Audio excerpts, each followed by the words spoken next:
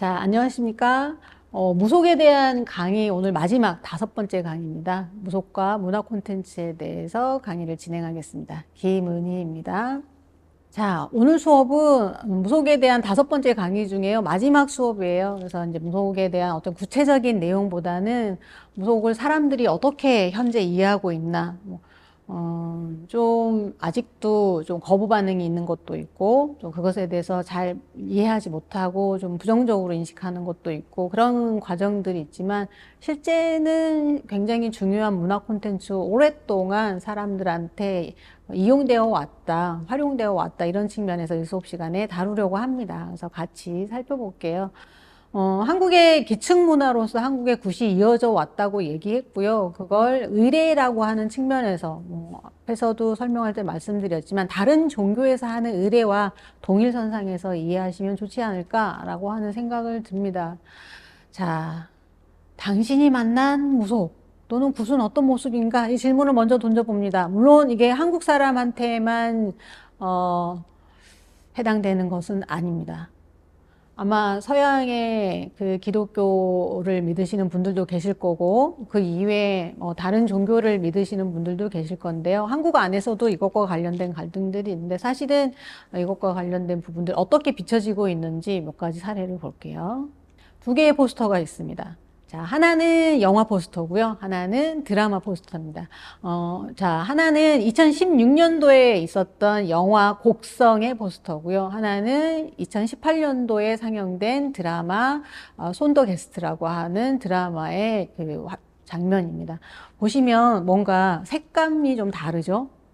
뭔가 붉은색이 좀 왔다 갔다 하고 푸른색과 붉은색의 대비 이런 걸 통해서 뭔가 마음이 편안해지거나 정감이 가는 장면은 아니죠. 이걸 이렇게 이야기할 수 있을 것 같습니다. 사람들은 무속이라고 하는 거, 굿이라고 하는 거를 두려운 것으로 생각한다.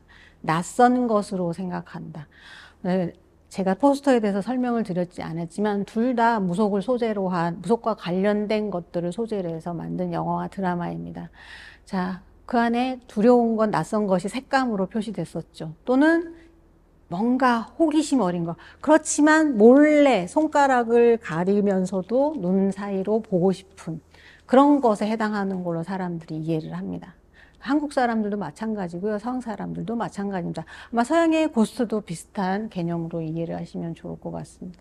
자, 사실은 이런 것들을 본질이라고 볼 수 있느냐? 제가 말씀드렸죠. 앞에서 그냥 의례라고 생각하시는 게 훨씬 좋고요. 좀 다른 형식으로 한다. 이게 우리가 중세와 현대를 거쳐오면서 우리가 익숙한 방식이 있어요. 근데 무속은 중세와 현대에 살고 있지만 사실은 얘는 고대의 것이라고 말씀드렸잖아요. 그러니까 고대의 모습이 지금 비춰지고 있다고 그러니까 우리한테 익숙하지 않은 건 거예요. 그렇게 이해하시면 좋지 않을까라고 생각을 합니다. 그래서 굿은 원래 항상 우리 주변에 있었고 우리 주변에 있는 문제들을 이야기합니다. 그 과정들을 여러분들이 좀 더 이해하면 굿에 대한 본질을 좀 이해하는 데 도움이 되지 않을까 생각이 듭니다. 여기 사진 한 장이 보이십니다. 여기 사진도 만만치 않죠. 아까랑 색깔이 비슷한 톤이긴 해요. 붉은색이 그래도 아까보단 좀 줄어들었지만, 여기 이제 장면은 포스터인데요. 언제적 포스터냐? 1972년도 포스터입니다. 한자로 무녀도라고 쓰여 있는데요. 영화 무녀도의 포스터입니다. 무녀가 무당의 여인이죠. 그래서 무당 여인과 앞에 보시면 남자분이 이렇게 보이실 텐데 이 무녀분의 아드님 그리고 이 무녀의 또 신제자가 되고 싶은 새로운 무당이 될 또 강신무가 될 어떤 여인과의 이야기 이런 것들이 영화에 녹아져 있는데요.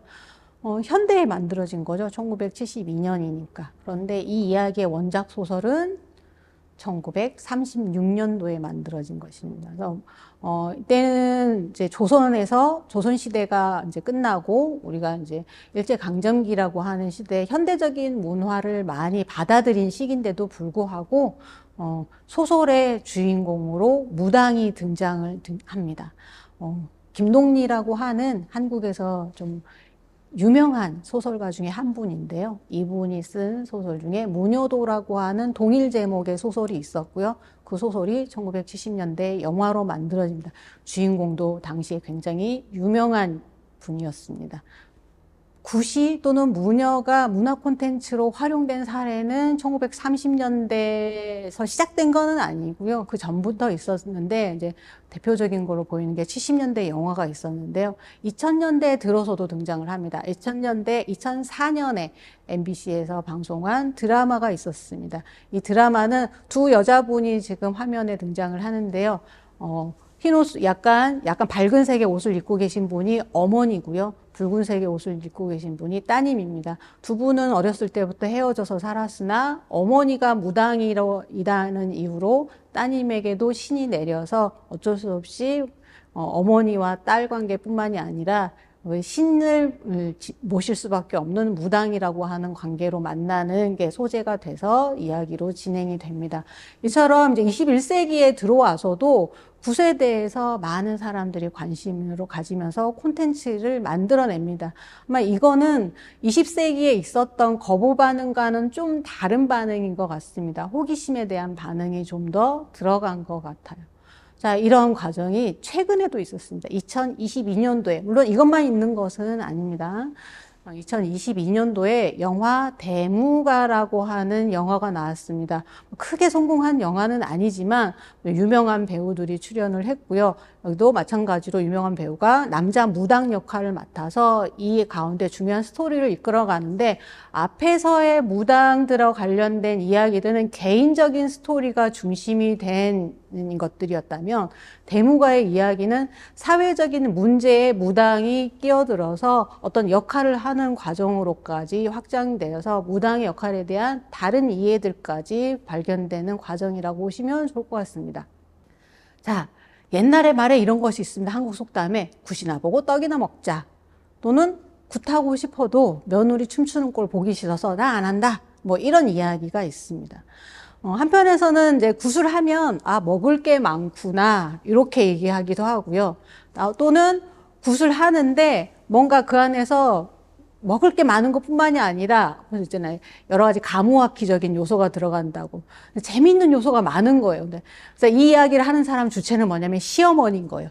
시어머니가 며느리가 막 밝게 자기를 펼쳐놓고 재미있게 놀고 이런 해방된 기분을 맞이하는 게 뭔가 이렇게 마음에 안 드는 거죠. 그래서 나는 굿을 안 할래. 근데 사실은 하고 싶어. 이 마음이 그 안에 숨겨져 있어서 굿판의 분위기를 우리는 일단 구경을 할 수가 있고요. 또 하나 굿에 대한 일정적인 부정적인 인식도 이 안에 녹아 들어가 있다. 그래서 이런 속담들까지 있는 정도로 굿에 대한 부분들이 많은 사람들한테 이렇게 이제 계속 이어져 왔었는데 현대에는 이런 부분들이 좀 이제 부정적인 인식과 함께 잘 모르는 것까지 포함되어서 좀 인식되고 있다. 이렇게 보시면 좋을 것 같아요.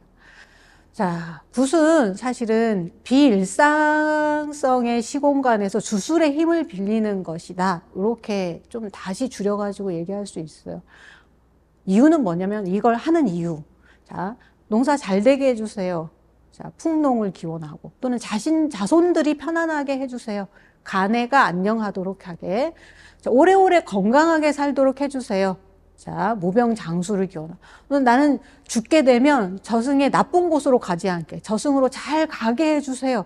저승은 한자로 표현될 수는 없어요. 대신에 이제 뭐 지옥 뭐 이런 말이 사실은 이제 있겠지만 우리 전통적인 개념에서는 사실은 지옥은 없었거든요. 그래서 이곳에서 살다가 저곳에서 간다고 해서 이승에서 살다가 저승으로 간다. 근데 저승으로 갈 때 길 헤매지 않고 내가 나쁜 것 여기에 남기지 않고 잘 갔으면 좋겠다. 이렇게 해서 그걸 빌기 위해서 굿을 하는 거죠. 그래서 일상의 고통이죠. 여기 있는 것들은 모두 일상의 고통이거나 일상에 나한테 뭔가 복된 것들. 그래서 이런 것들이 없으면 고통이 되기도 하고 이런 것들이 나에게 고통을 주기도 하고 이런 요소들을 주술의 힘을 빌어서 해결하자는 것이 바로 굿이다. 이렇게 이해를 하시면 앞에 있는 굿에 대한 이해들을 조금 다른 차원에서 접근하실 수 있지 않을까 생각이 듭니다. 굿은 지금 현재적으로 일정한 의미를 가지면서 앞에서 뭐 영화라던가 드라마라던가 이런 것들이 만들어지면서 콘텐츠화 됐다고 말씀을 드렸는데요. 그렇게 콘텐츠화되는 굉장히 대표적인 사례가 바로 바리대기입니다. 바리대기는 지난번에 본풀이 신의 이야기를 할 때 한번 같이 다뤄봤었던 이야기인데 그 바리대기 이야기가 한국의 대부분 여러 지역에서 전승되기 때문에 익숙한 이야기입니다. 아마 한국 사람이라면 뭐 교과서에서 배우거나 어렸을 때 듣거나 이러한 이야기 중에 바리대기 이야기가 있을 겁니다. 자, 이 바리대기가 무당의 조상이 되는데 죽은 사람을 저승으로 안내한다고 말씀드렸죠. 또 그렇게 할 때 바리대기는 깊은 효심이 있습니다. 그래서 바리대기에 대한 이야기 중에 어른들은 굉장히 중요한 효녀라고 이해를 하는 경우도 굉장히 많은데 이런 여러 가지 요소들이 바리대기를 친근하게 여기는데 좀 작용을 했었던 것 같아요. 그래서 굿에 있는 많은 것 중에 바리대기 이야기가 문화 콘텐츠로 활용되는 사례들이 꽤 많이 있습니다. 자, 여기 있는 두 가지의 책이 있습니다. 한 책은 동화책이고요. 한 책은 어른들이 읽는 소설책입니다.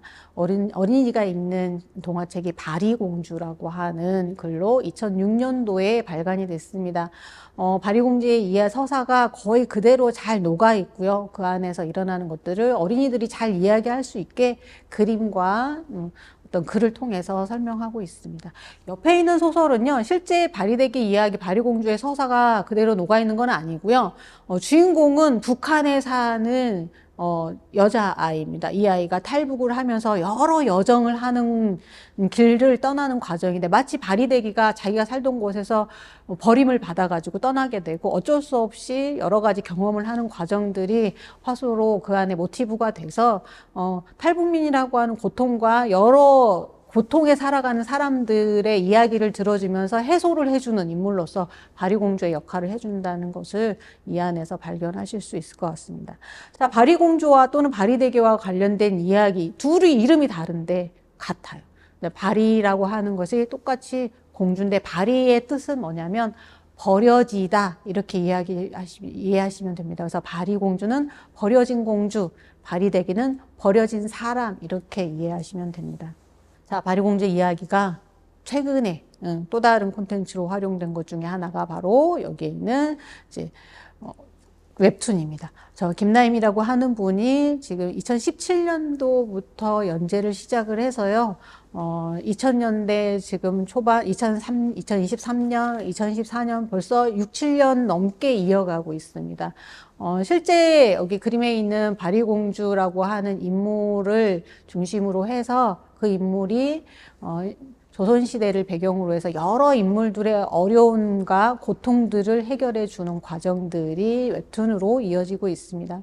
옆에 있는 자료는 그림 자료는 아니고요. 실제 전시 테마입니다. 그래서 한국에 있는 국립민속박물관 어린이박물관에서요 전시를 하는데 큰 주제는 우리 이제 만나요입니다. 자, 우리 이제 만나요라고 하는 큰 주제 안에 소주제가 있는데요. 소주제가 하나는 바리공주, 하나는 연호랑 새오녀, 하나는 견우와 직녀입니다. 그래서 견우와 직녀나 연호랑 새오녀나 바리공주나 먼 길을 떠난 한 배우자가 먼 길을 떠났거나 두 사람이 헤어져서 오랫동안 만나지 못했거나 이런 일들이 있어서 그런 모티브를 삼아서 우리 이제 만나요라고 하는 테마 안에 바리공주 서사를 집어넣고 그 과정들을 같이 콘텐츠로 활용을 하고 있습니다. 자, 여기 있는 사례들을 살펴보신 것처럼 굿은 여전히 현재적인 의미를 가지고 있습니다. 고대의 자산이고요. 현재까지 기층문화로 남아있으면서 자, 의례적인 형식을 안에 들어가 있는 춤이나 노래나 음악이나 뭐 이런 요소들이 우리한테 중요한 문화예술의 근간으로서 역할을 해왔고 지금 또한 문화 원천으로서도 중요한 기능을 하고 있다 이렇게 보시면 될 것 같습니다. 마지막으로 이런 기능을 하는 사례 중에 하나로 무속에 대한 이야기를 이어간 새로운 해석의 장면 중에 하나로 음악을 만든 추다해 차지스의 사는 새입니다. 제주도 굿에 새다림이라고 하는 그 무가가 있는데요. 그 무가를 새롭게 창작한 것입니다. 한번 보시죠. 하늘아 부어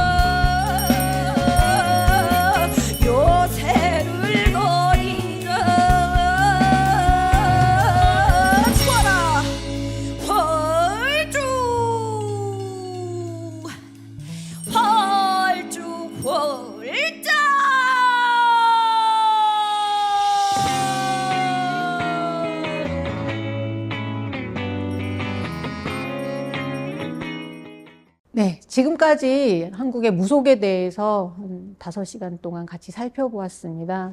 한국 전통 연희를 살펴보는데 무속이 중요한 역할을 한다고 생각을 해서 이 강좌를 같이 하게 되었고요.